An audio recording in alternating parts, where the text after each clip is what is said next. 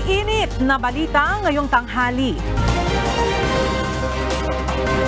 Kapatid ni Alice Guo na si Sheila Guo at umunay incorporator ng Lucky South 99 na si Cassandra Leong nasa kustodiya na ng NBI. DOJ naniniwalang hindi sumakay ng cruise ship si Alice Guo.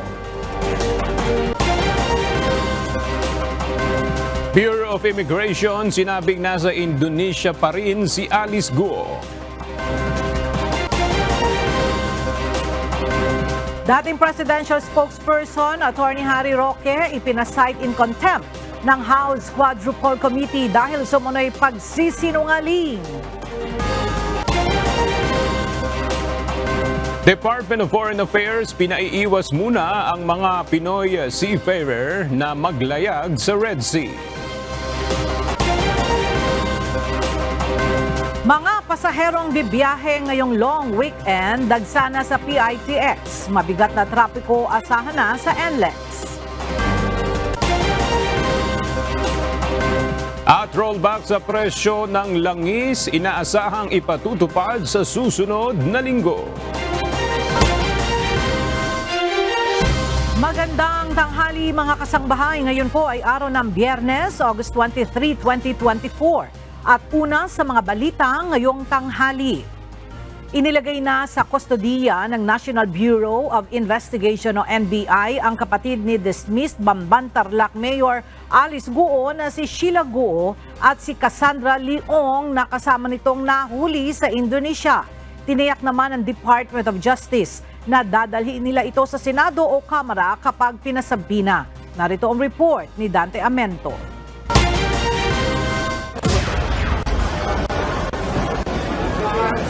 Pagdating sa bansa kahapon ni Sheila Guo at Cassandra Leong, idineretso ang mga ito sa Bureau of Immigration para sa medical check.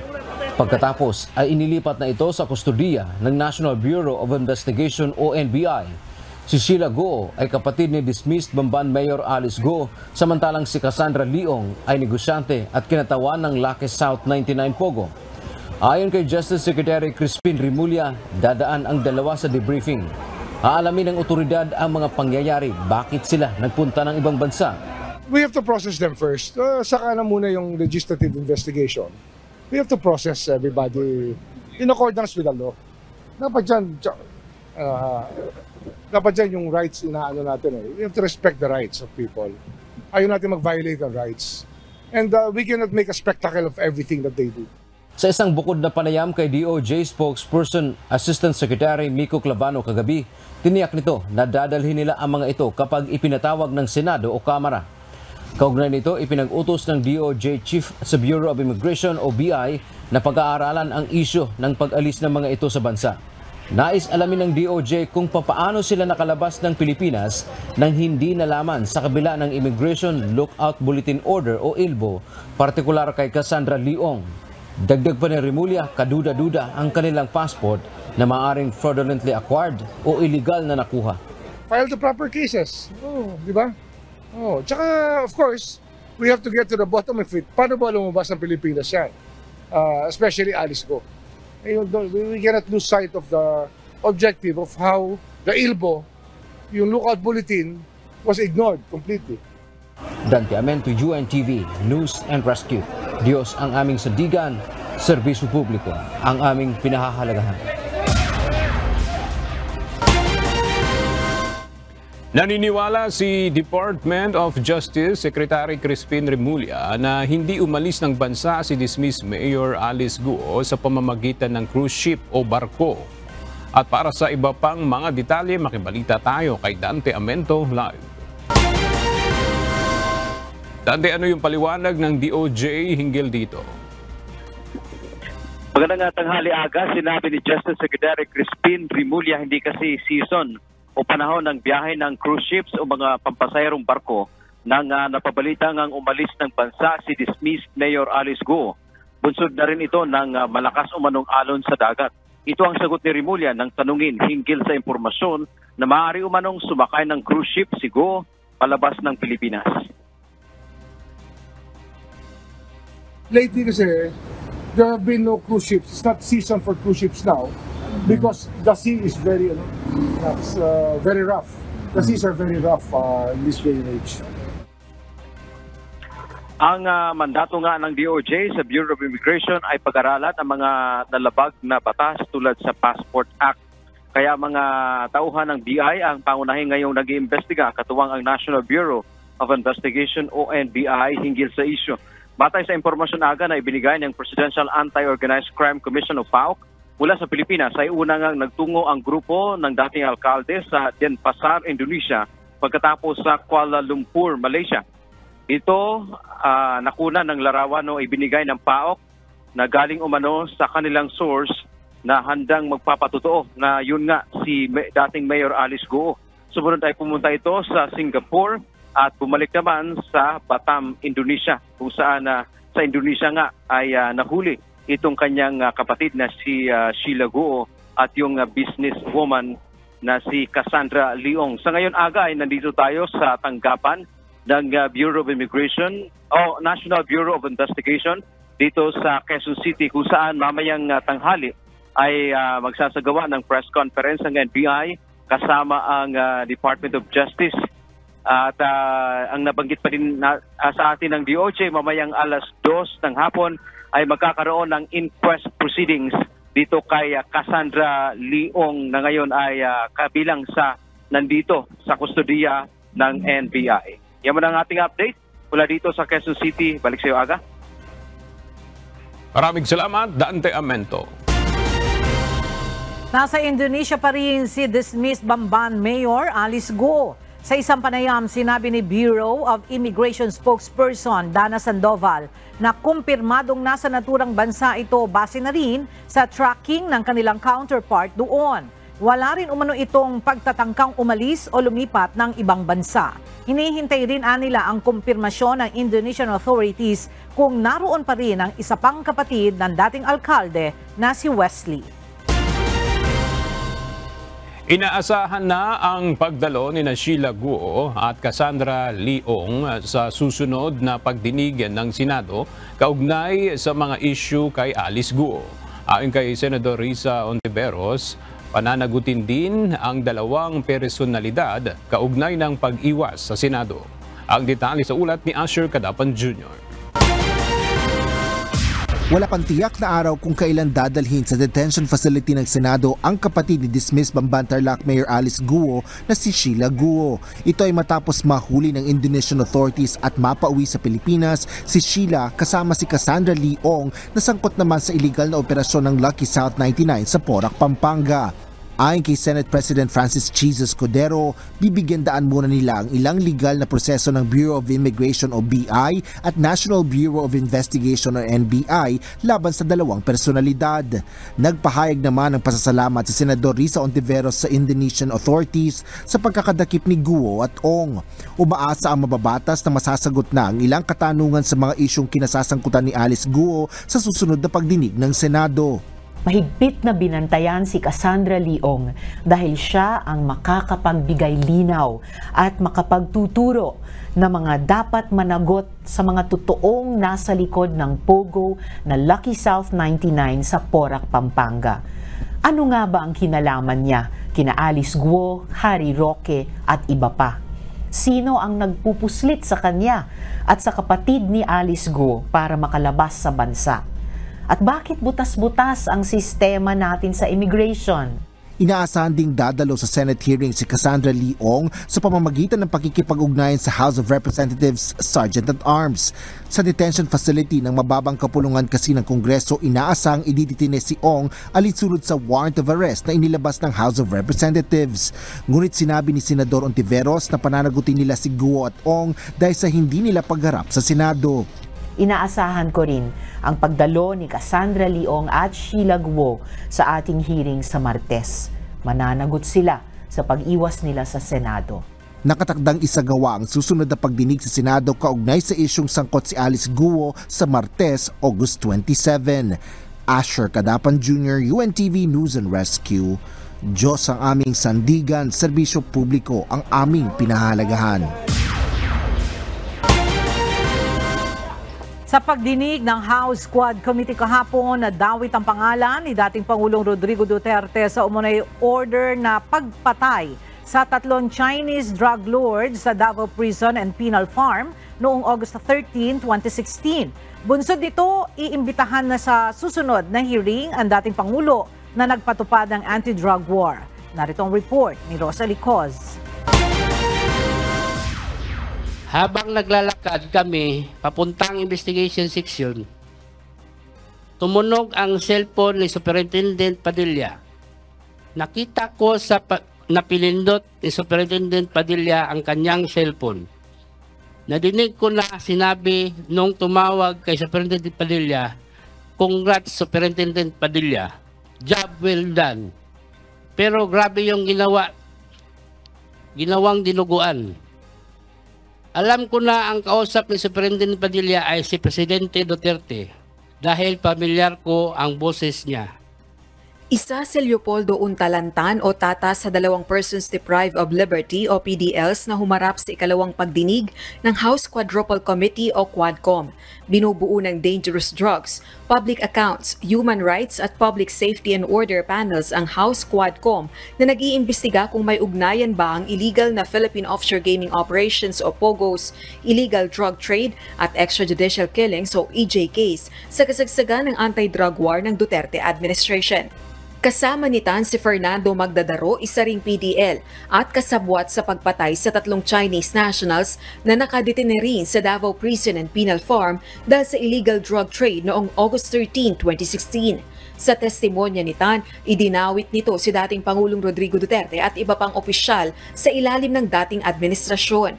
Yung pagtawag ni Superintendent Padilla allegedly to the former president of this republic, President Rodrigo Roa Duterte, naka-speakerphone ba? Ay pinindot po siya para mag-speaker on. So, nakita ko po. Naka-speakerphone? Opo. Kaya narinig mo yung boses ng dating presidente? Opo.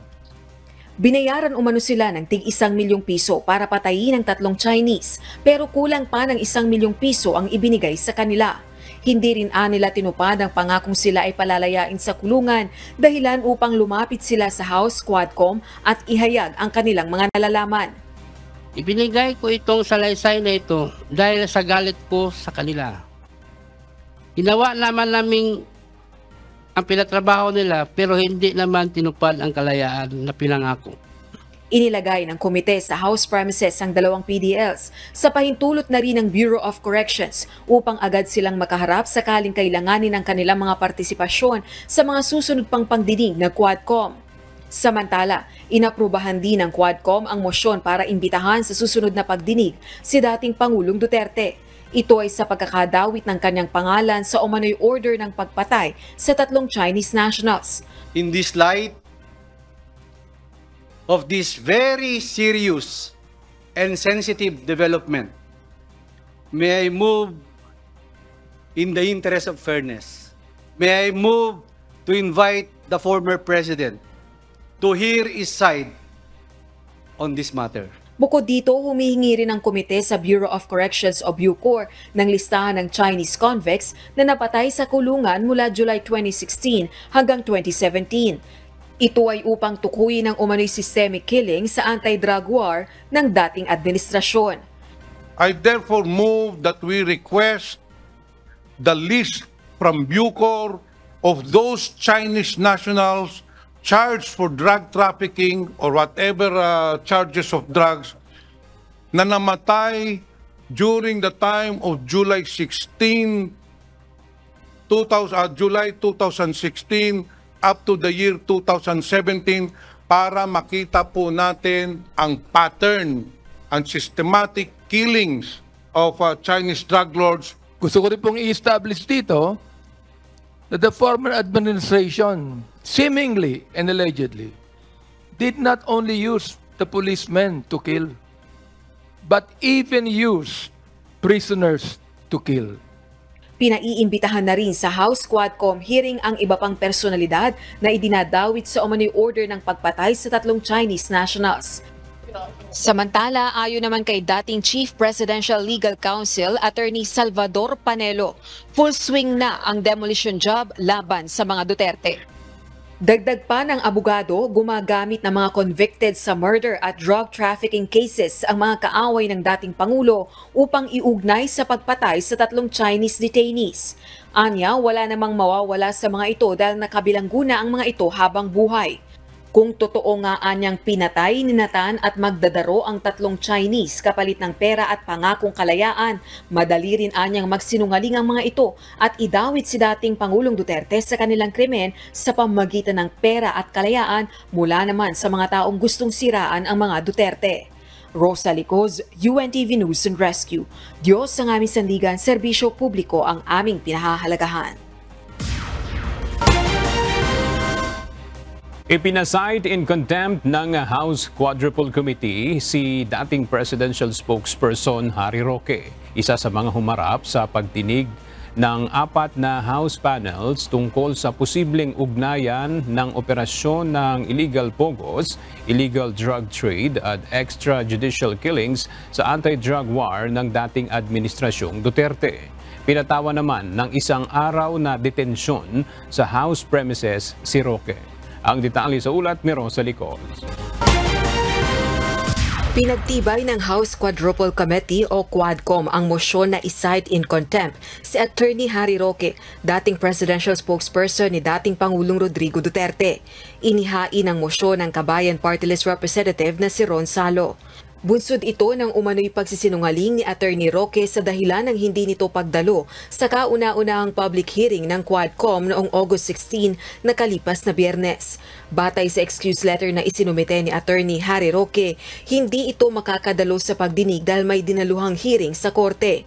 Gayunman, nakakuha ng certification ang Kamara mula sa Clerk of Court ng isang regional trial court sa Manila na nagpapatunay na wala itong hearing na dinaluhan noong August 16. Considering that former Secretary Attorney Harry Roque has lied to this committee, that amounts to disrespect on the members of this committee, which is contemptible under Section 11E of the Rules of this House of Representatives on inquiries in aid of legislation. I therefore move, Mr. Chair, that he would be cited for contempt by this committee. Ayon kay Roque, honest mistake ang kanyang nagawa dahil iniisip nitong Huwebes ang schedule ng pagdinig at hindi Biyernes. Humingi rin ng paumanhin ang abogado. It was an honest mistake, Your Honor. I have also been a member of this chamber. We don't hold hearings on Fridays. So when I saw the notice of hearing, I assumed that just like the first and the second hearing where I attended, that it would be on a Thursday. And that is true, that I had a hearing both in the morning and in the afternoon. By the time I realized that it was a Friday and there was in fact a hearing, it was also close already to lunchtime and the hearing was in Pampanga. So I apologize for the honest mistake, but the truth of the matter is I have been here on Thursdays, so 2 hearings already, and I just assumed that just like in the past, where we don't hold hearings on a Friday, that the hearing would be on a Thursday. Gumugol ng higit 1.5 oras ang diskusyon ng mga kongresista kaugnay ng issue. Subalit sa huli, pinagtibay ng House Quadcom ang pag-cite in contempt sa dating Duterte administration spokesperson. Considering that he's here, he's appeared multiple times, and I think the biggest issues are the substance of his various resolutions. It would be counterproductive, I think, to cite him in contempt. This committee should be fair to everyone. Well, in fact, kasi as I heard, the statement coming from Co-Chair Abante, that former Secretary Harry Roque has already publicly apologized. But the same is true with all others. Resource person that was cited in contempt during the past. Napagkasunduan din ng House Quadcom na patawan ng 1 araw o 24 na oras na detention sa House premises si Roque. The motion of Congressman Ron Salo to cite Attorney Harry Roque in contempt is now approved. Kabilang si Roque sa resource persons ng pagdinig dahil sa umano'y kaugnayan nito sa Lucky South 99, isa sa mga pogo na iniimbestigahan dahil sa mga umano'y irregularidad at krimeng may kinalaman sa operasyon nito. Gayunman, paulit-ulit itong itinatanggi ni Roque. Rosa Licoz, UNTV News and Rescue. Diyos ang aming sandigan, serbisyo publiko ang aming pinahahalagahan. Nasa halos 200 party list groups na ang nagsumite ng aplikasyon sa COMELEC para makasali sa halalan sa susunod na taon. Pero ayon sa COMELEC, 30 pa lang ang kanilang naaprubahan at nasa mahigit 100 na ang hindi nila pinayagang makasali sa parating na eleksyon. Sa isang pahayag, sinabi ni COMELEC Chairman George Erwin Garcia, kulang-kulang na ang dokumento, hindi malinaw na advokasya at bagong organisang grupo lang ang ilan sa mga dahilan kaya hindi nila inaaprubahan ang mga aplikasyon ng mga ito. Bago matapos ang Agosto ay nakatakdang ilabas ng COMELEC ang listahan ng mga party list group na makasasali sa 2025 midterm elections. Pinangunahan ngayon ni Pangulong Ferdinand Marcos Jr. ang 2024 Local Governance Summit. May panawagan naman si PBBM sa mga lokal na pamahalaan upang mas maging maayos ang serbisyo sa mamamayan. At para sa detalye, makibalita tayo kay Nel Maribuhok live.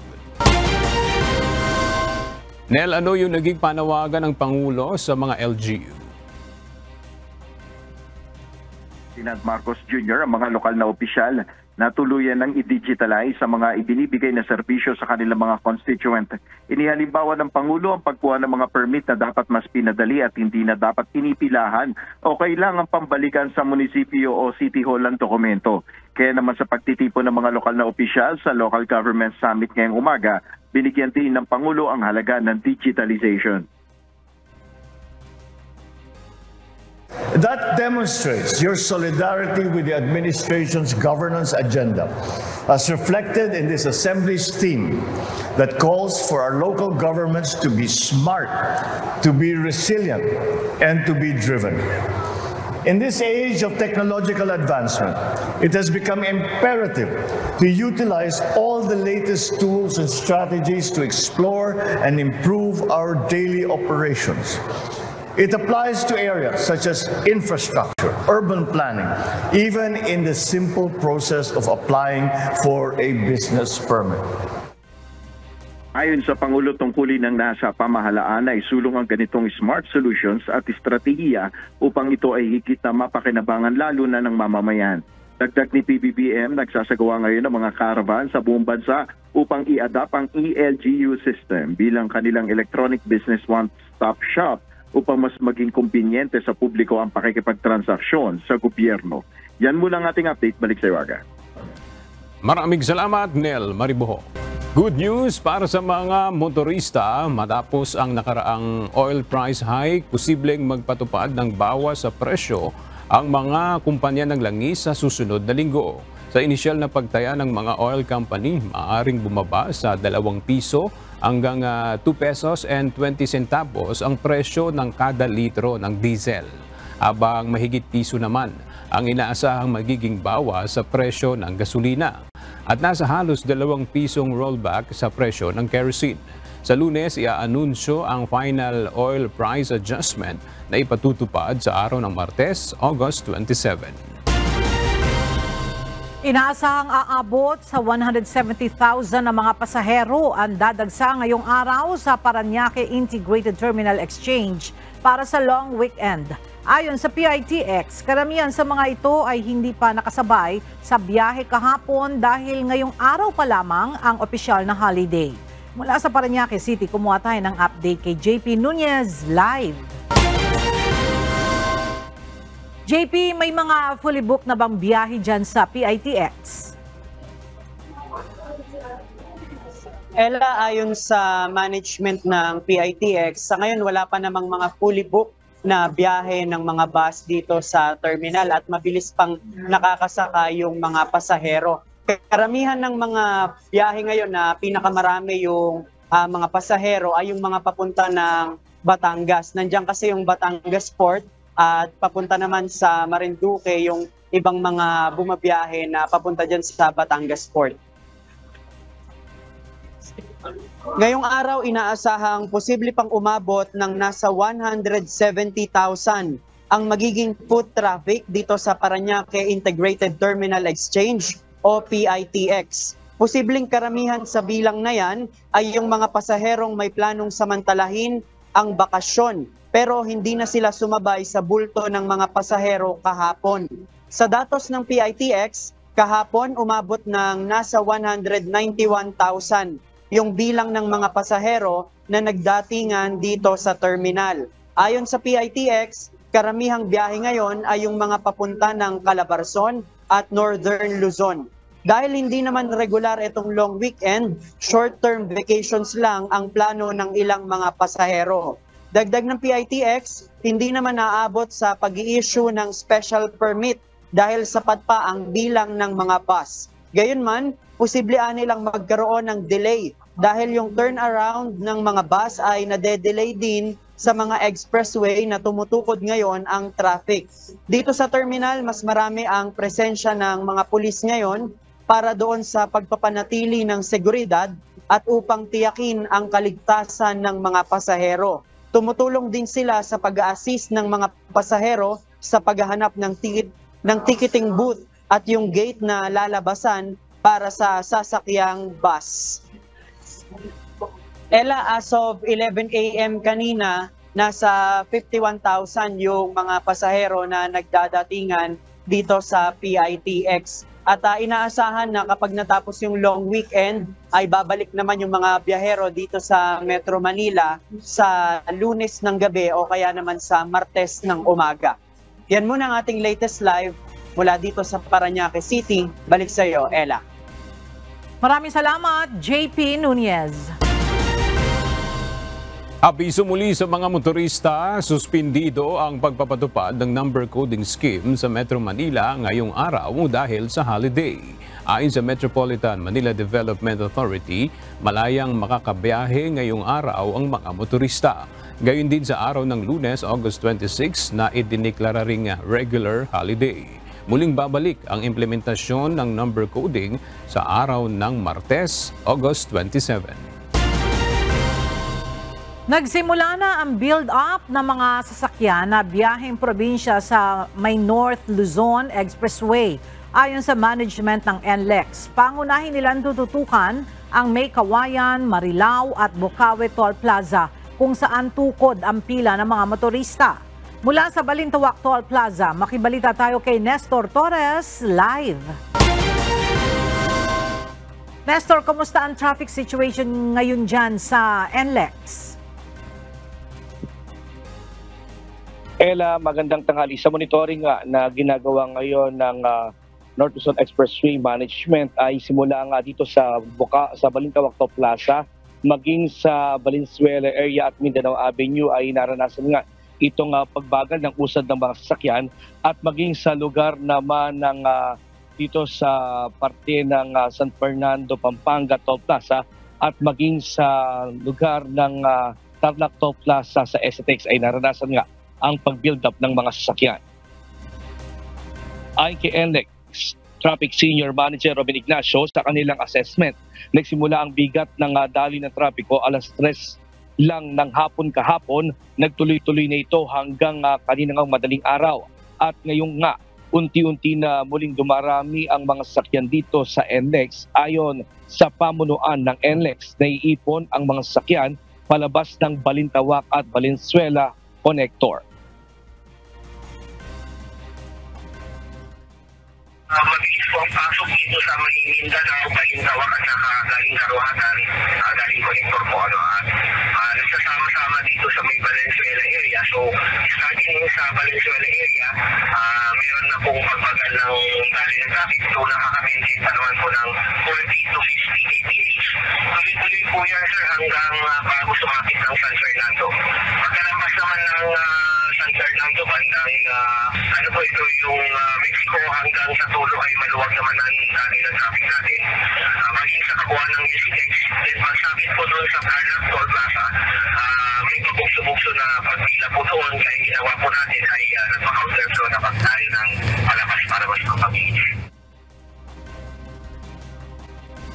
Ayon pa kay Traffic Manager Ignacio, pagdating naman sa transaksyon sa RFID ay wala naman silang naging aberya sa mga toll plaza.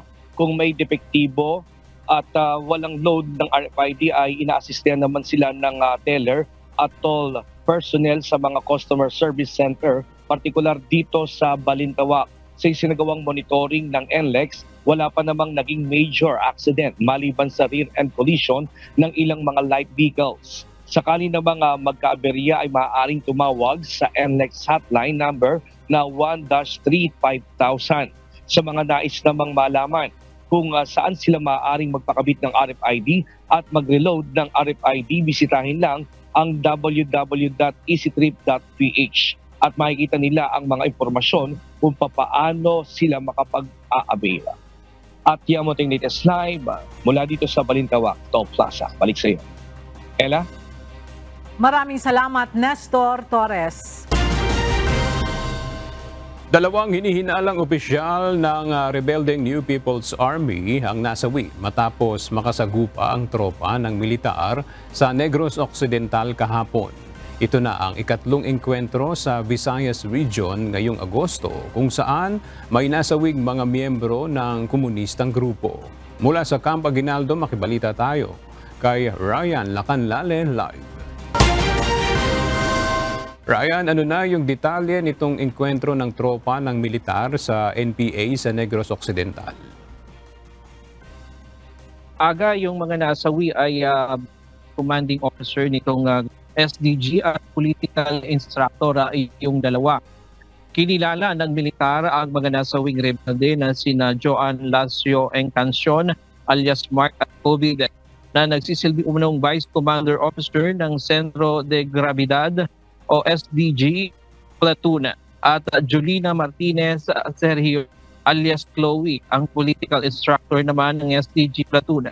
Ayon sa Philippine Army, nagpapatrolya ang tropa mula sa 94th Infantry Battalion sa Sitio Pisok, Barangay Buenavista, Imamaylan City, Negros Occidental kahapon ng umaga nang bigla namang umanong silang paputukan ng 5 rebelde. Tumagal umano ang bakbakan sa loob ng 5 minuto at nasawi sa engkwentro ang 2 rebelde. Na-recover naman ng Philippine Army sa lugar ang matataas na kalibre ng baril gaya ng M16 rifle at M14 rifle at samut-saring mga bala. Ito na aga ang ikatlong engkwentro na sa pagitan ng militar at komunistang grupo ngayong buwan ng Agosto na nagresulta sa pagkasawi ng mga opisyal nila.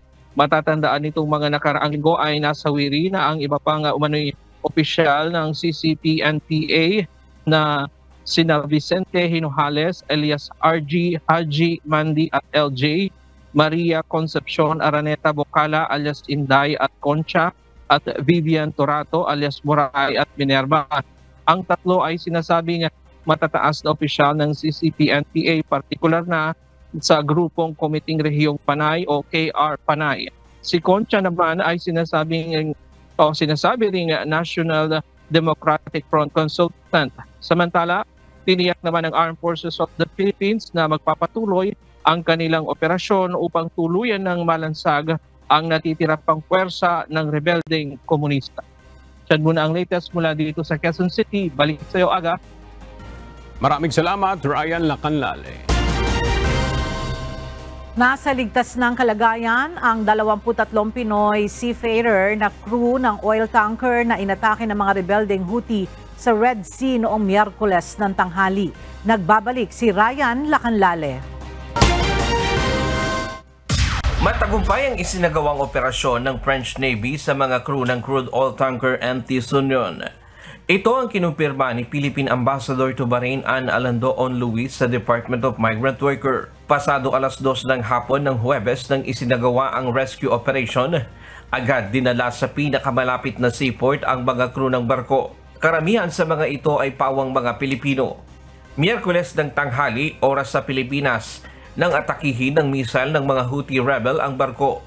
Ayon sa DMW, nasira sa pag-atake ang makina ng barko kaya hindi ito makaalis sa lugar at kinailangan silang ilikas mula sa barko. First and foremost, their rescue is the initial priority and then eventual repatriation. And we will provide them their financial assistance when they come home As I said, that has increased to 75,000 from our side, the DMW. Nakikipag-ugnayan na ang DFA, DMW at OWA sa bansang kinaroroonan ng mga tripulante para sa agarang pag-uwi ng mga ito sa bansa. Pangsyam na insidente na ito ng pag-atake sa mga barko na may lulang tripulanting Pinoy sa Red Sea at Gulf of Aden.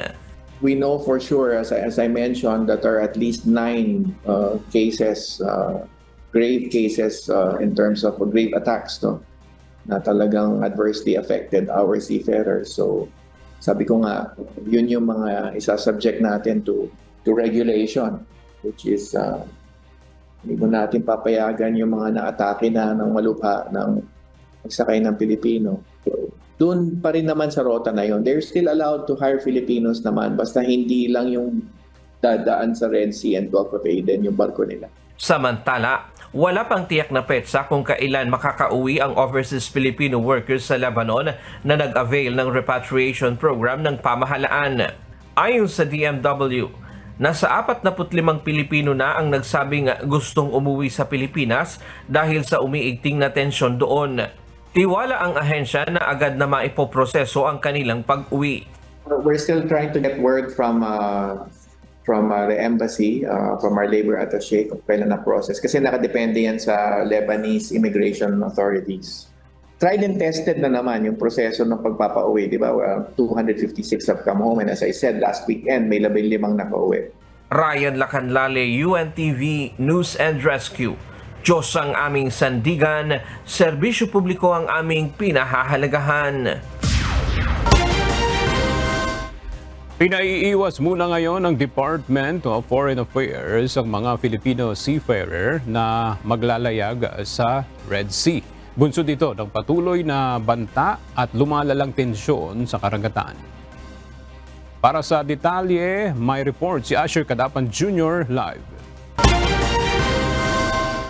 Asher, ano yung payo ng DFA sa mga Pilipinong tripulante na hindi maiiwasan yung kanilang paglalayag sa Red Sea?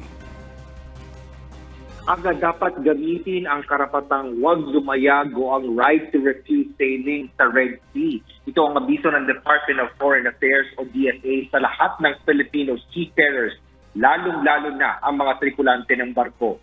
Partikular ito sa mga lumalayag sa Red Sea, bunsod ng mga pag-atake ng mga rebeldeng Houthi sa naturang karagatan.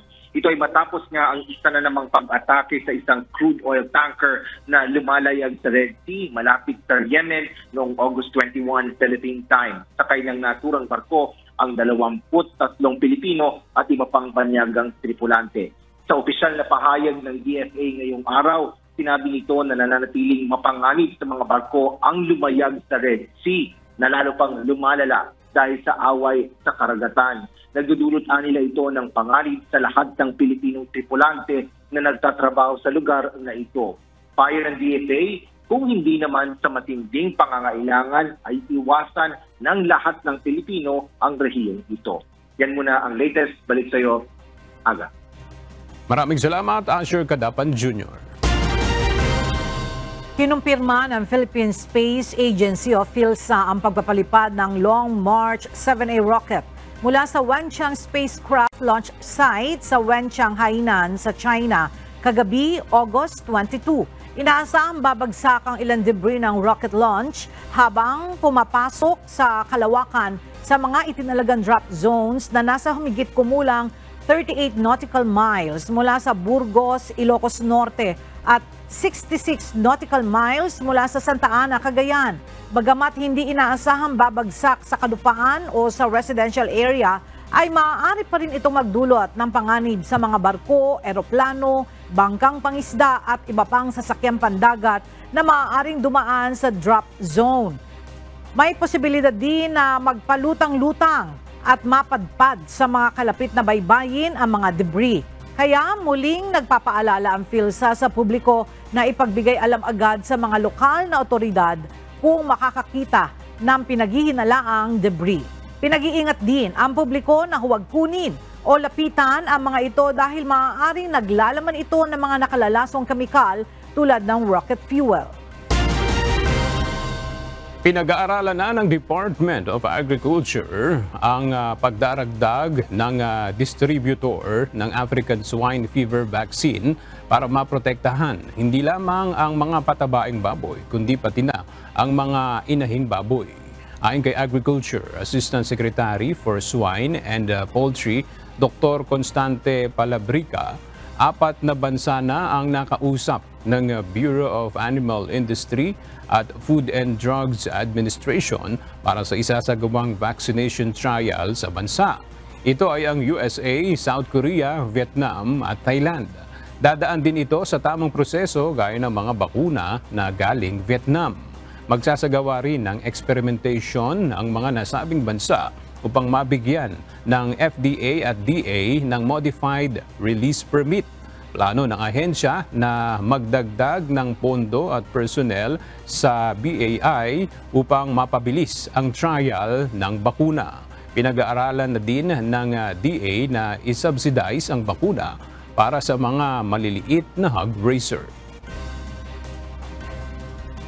Kasi law of supply and demand yan eh. Kapag marami ng approved na modified release ang FDA, ay bihong bababayad. Ang aim namin ay pababain din ang presyo ng bakuna kapag ito ay effective. Ulitin ko, effective, safe, dapat ang bakuna.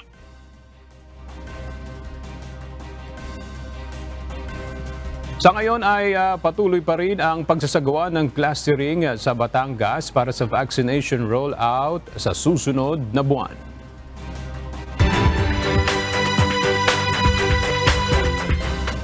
Ilang linggo matapos ang insidente ng oil spill sa Limay, Bataan, patuloy na minomonitor at sinusuri ng Department of Agriculture, Bureau of Fisheries and Aquatic Resources ang mga posibleng epekto ng insidente sa sektor ng pangisdaan. Ayon sa pinakahuling pagsusuri ng ahensya, ang mga isda mula sa Bacoor City, Cavite City, Noveleta, Rosario at Tanza ay hindi pa safe for human consumption. Samantalang ligtas ng kainin ng tao ang mga isda mula naman sa mga bayan ng Naik, Ternate, Kawit at Margudon sa Cavite. Nauna nang idineklarang ligtas para kainin ng tao ang mga isda at seafood mula sa Bataan, Bulacan, Pampanga, Batangas at Metro Manila matapos itong makapasa sa ginawang sensory evaluation ng BFAR. Nanawagan naman ang kagawaran sa mga mangingisda at sa publiko na manatiling kalmado at bantayan ang mga update mula sa mga otoridad. Umabot na sa mahigit 161,000 na litro ng langis ang nahigop sa nagpapatuloy na recovery operations sa lumubog na motor tanker Terra Nova sa Limay, Bataan. Sa ulat ng Philippine Coast Guard as of 7:30 ng gabi ng Huwebes, kabuuang 161,612 liters na ng langis ang nasipsip ng inarkilang Salver Company mula sa mga tangke ng Terra Nova mula nang simulan ang siphoning operations noong August 19. Patuloy ring nagsasagawa ng drone aerial surveillance at water cannon operations ang BRP Sindangan ng PCG para maagapan ang posibleng pagtagas ng langis sa gitna ng operasyon. Samantala, iniulat rin ng PCG na nagpapatuloy na rin ang recovery operations sa isa pang lumubog na motor tanker Jason Bradley sa Bataan. Tinatapala na ang mga butas at air vents ng barko upang lubusan na itong maiangat sa tubig. Ang sumadsad na mga MV Mirola 1 sa Mariveles, Bataan ay dinala na sa isang shipyard para sa retrofitting at repair works. Nagdeklara na rin ng state of calamity ang Capiz at Samar dahil sa dengue outbreak. Inaprobahan ng Samar Provincial Board members ang resolusyon ayon sa rekomendasyon ng Provincial Disaster and Risk Reduction Management Council.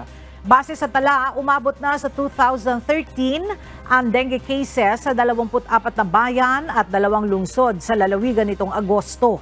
Halos 307% ang itinaas nito mula sa 482 lamang noong isang taon. Nakasaad sa resolusyon na ang hindi kanais-nais na pangyayaring ito ang nag-udyok sa kanila na umaksyon na para masawata ang nakamamatay na sakit. Samantala, nakapagtala na ang Capiz na 1,763 na dengue cases ngayong taon. Ang naturang bilang naman ay 279% na mas mataas kaysa sa mga kaso noong 2023. Sa ngayon ay nagbigay na ang Provincial Health Office ng capacity training, development at action planning sa mga lokal na pamahalaan upang matugunan ang sitwasyon.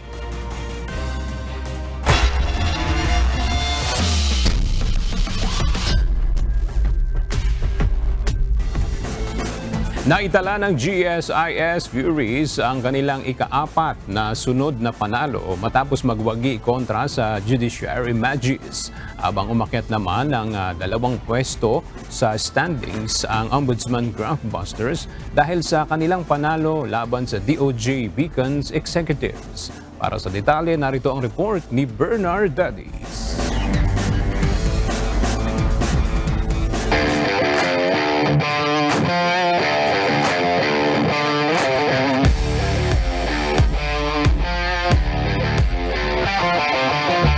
Nanatiling hindi nagpapatinag sa ikatlong pwesto ng UNTV Cup Executive Face-Off ang GSIS Furies.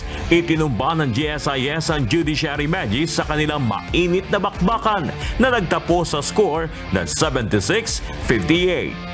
Nanguna sa opensa ng GSIS sina Homer Garcia na humakot ng 15 points, 16 rebounds, 5 assists at 4 na steals. At si Tristan Hernandez na kumamada naman ng 13 points, 2 rebounds, 4 na assists at 3 steals.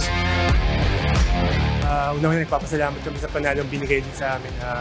Yung momentum na nakuha namin, galing kami sa 3 panalo, syempre, saka sa suporta ng mga teammates ko rin at ng coaches namin and then yung management. Hopefully po, mapagpatuloy po namin yung winning streak namin. Kailangan po every win po counts dito sa tournament na to.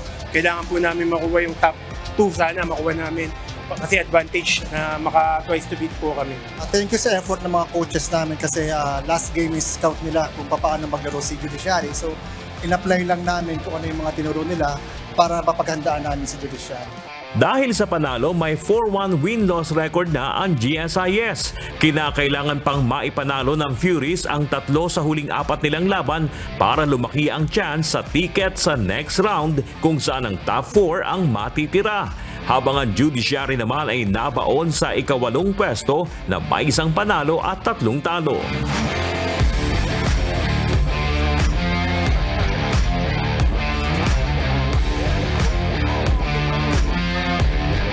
Epektibo naman ang inihandang game plan ng Ombudsman Graftbusters laban sa DOJ Beacons. Ipinamalas ng Graftbusters na pursigido sila na makapasok sa Final Four.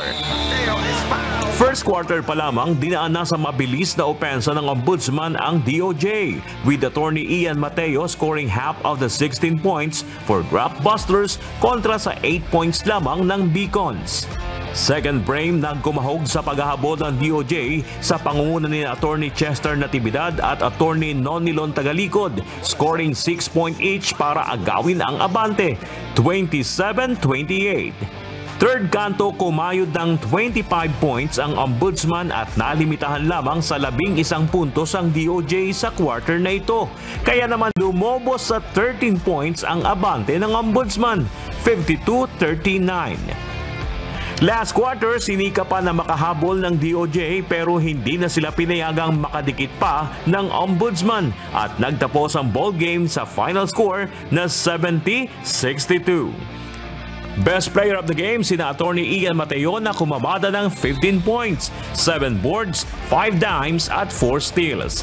At si Attorney Arman Sanchez na tumikada ng 16 points at 8 rebounds. Ang instruction ni coach sa amin is to bilisan namin yung offense kasi ang observation ng coaching staff namin is naman kasi kami sa speed sa kanila, and yun yung pinractice namin right after ng game namin noong Sunday. Nag-practice talaga kami ng mga fast break namin. Yung usapan namin na sa team is we need to win this game para maka-content kami dun sa top 4. So binuhos talaga namin lahat para sa game na to para manalo. Pinagplanuhan namin ng DOJ kasi tingin namin we felt na we can beat them.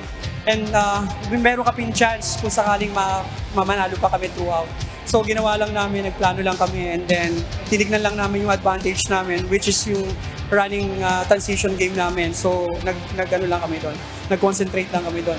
Dahil sa panalo, umakyat ng 2 pwesto sa standings ang Ombudsman Grabbusters at nasa ika-6 ng spot. Samantala, nagwagi naman ang Comelec Fast Trackers kontra sa DFA Diplomats via forfeiture. Ito'y dahil hindi nakarating ang team members ng DFA dahil nakikipagluksa sa pagpanaw ng isa nilang player na si Assistant Secretary Rally Tejada.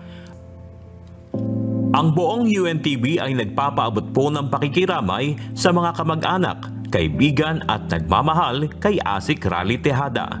Ang kanyang puso sa paglilingkod sa bayan at palakasan para makatulong sa nangangailangan ay hindi malilimutan.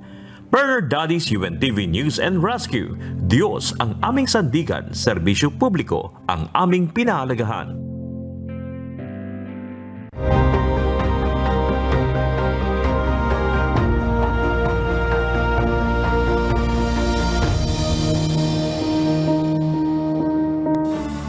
Tumanggap ng pagkilala mula sa Philippine Army ang Members Church of God International kasabay ng pagdiriwang ng anibersaryo ng Civil Military Operations Regiment. Narito ang report ni Ryan Lacanlale.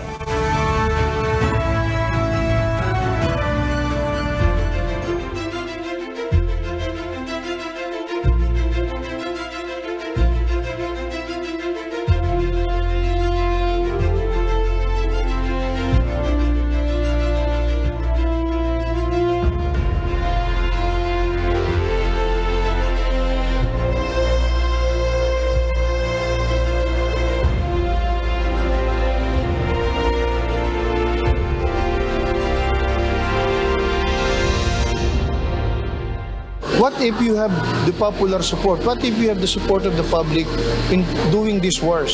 Or what if you don't have that support? So that is the role ng civil military operations.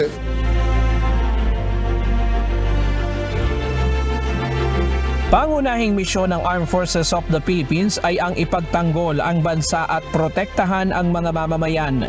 Kaya kapag sinabing Army, karaniwang pumapasok sa isipan ay ang paghawak ng armas at pakikipaglaban upang maipabatid sa publiko na may higit pang tungkulin ang militar sa bayan, binuo nila ang Civil Military Operations. Layunin nito na mapalakas ang ugnayan ng militar sa komunidad at makatuwang ang mga sibilyan sa pagsusulong ng kapayapaan at paglaban sa kasamaan.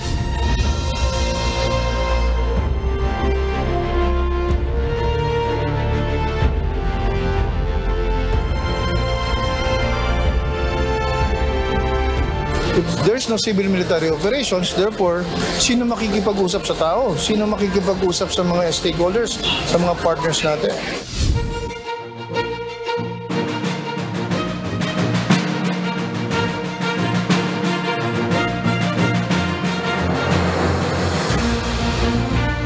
Bilang pagbibigay pugay sa mga naging kapartner sa mga hadikain sa pamayanan, isang recognition ceremony ang isinagawa kasabay ng pagdiriwang ng ika-18 taong pagkakatatag ng 11th Civil Military Operations Kaugnay Battalion, Civil Military Operations Regiment ng Philippine Army. Kasama sa mga ginawaran ng pagkilala ang Members Church of God International o MCGI.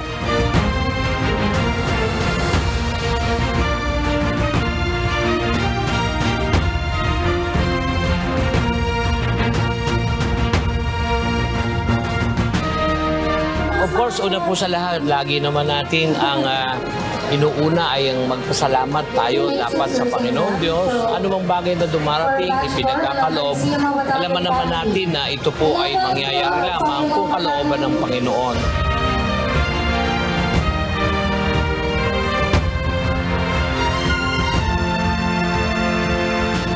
Ang MCGI ay kapartner ng sandataang lakas sa pagbibigay serbisyo sa ating mga kababayan. hindi lamang sa Metro Manila, kundi pati na rin sa mga lalawigan at liblib na lugar. Kabilang sa mga proyektong ito ay ang feeding program, libreng medical, dental, optical and legal mission sa mga sundalo at pamilya nito, at maging sa mga liblib na lugar na hindi agad naaabot ng serbisyong pang-medikal. Namamahagi rin ang MCGI ng mga assistive devices sa mga ilang benepisyaryo.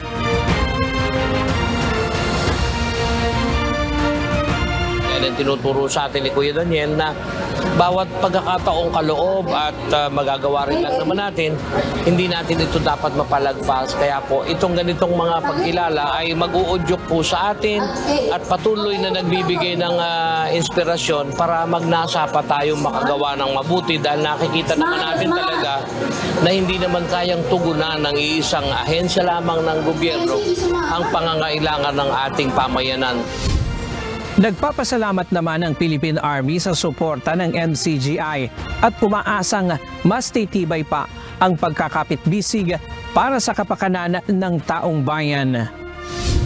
To the MCGI family, to the MCGI group, please continue helping our Philippine Army, particularly the Civil Military Operations component ng Army, lalong-lalo na rito sa Metro Manila, the 11th CMO Battalion. Thank you very much for your support, for your continued support. Rest assured that we will always be here for you also.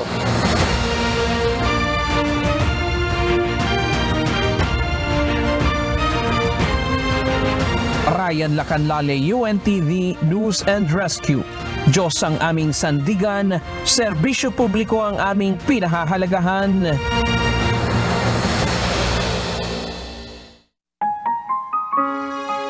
At sa ating pong iiwang mga salita ng Diyos na ating sandigan mula sa Aklat ng Kawikaan, Kapitulo 24, versikulo 16 na nagsasabi, sapagkat ang matuwid ay nabubuwal na makapito at bumabangon uli. Ngunit ang masama ay nabubuwal sa kasakunaan.